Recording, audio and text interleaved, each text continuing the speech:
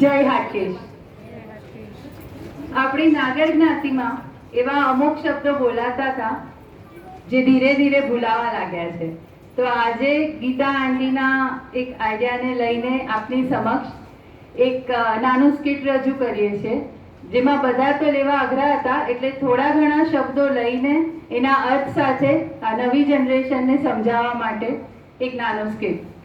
મારા આના પાત્રમાં છે માતા તરીકે હું મેઘના હેમંત અંજારિયા, અને મહેમાનની ભૂમિકામાં છે પલક અર્ચન છાયા, અને છોકરાઓની ભૂમિકામાં હસ્તી હાર્દિક દેસાઈ, ધવલ હેમંત અંજારિયા, કલ્ના ખંજન અંતાણી અને શૌર્ય આશુતોષ મારું. એટલે એન્જોય કરજો.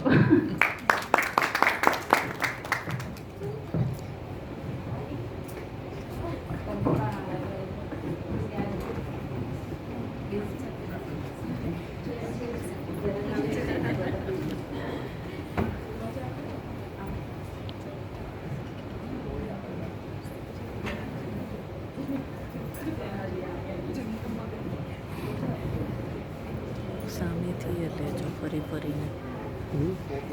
લેજો તો ફરીને લેજો.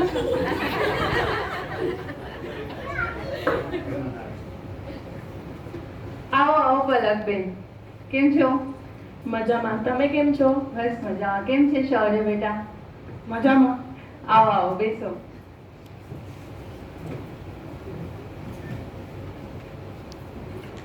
હસ્તી બેટા,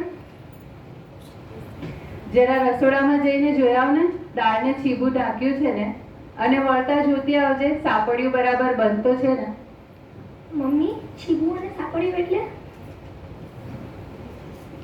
છીબું એટલે આપણે તપેલી પર ઢાંકીએ ને એ વાસણને છીબું કહેવાય, અને રોટલીના ડબ્બાને સાપડિયું કહેવાય. હા મમ્મી, હું કરી આવું.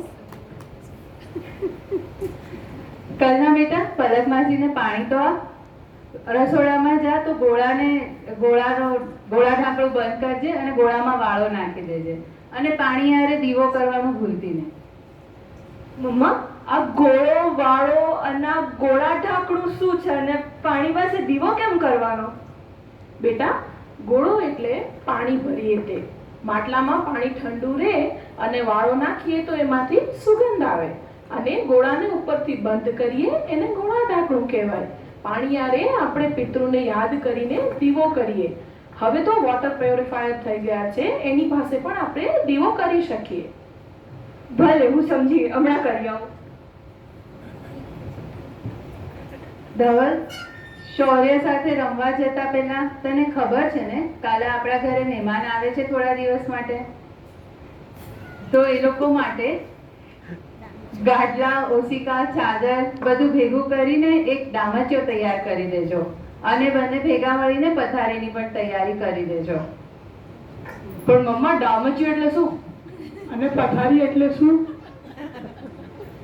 જે આપણે ગાદલા, ગોદડા, ઓશિકા, ચાદર બરાબર કાઢીને એક ઉપર એક ગોઠવીએ એને ડામચિયો કહેવાય.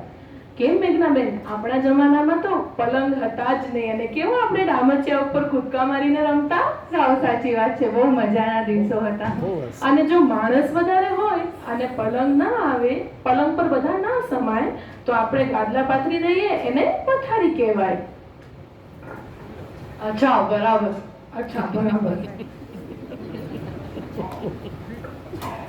અરે આવા તો કેટલાય શબ્દો છે આપણી ગુજરાતી ભાષામાં. પાટિયું, પીરસવું, અતામણ, ઓસામણ વગેરે. હાસ તો સાચી વાત છે. આસન પાથરજો, હુંફાળું પીરસજો, દાદાને ઢીચણિયા પણ આપજો. આવા કેટલાય જૂના શબ્દો છે જે હવે ભૂલાતા જાય છે. આ આપણી ગુજરાતી સોનેરી ભાષા છે. આપણી નાગર કદાચ એક જ એવી ભાષા છે જેમાં એ ત્રણેય શ અને શ ના ઉચ્ચારણ અલગ કરી શકીએ છીએ. સાચી વાત છે મેઘનાબેન. કોઈ વાર આપણે શાંતિથી આ બધા શબ્દો આ છોકરાઓને સમજાવશું. હા, પણ અત્યારે આમાંથી આવા કોઈ શબ્દો ઓડિયન્સમાંથી કોઈને યાદ હોય તો ચોક્કસ સમજાવજો. Thank you.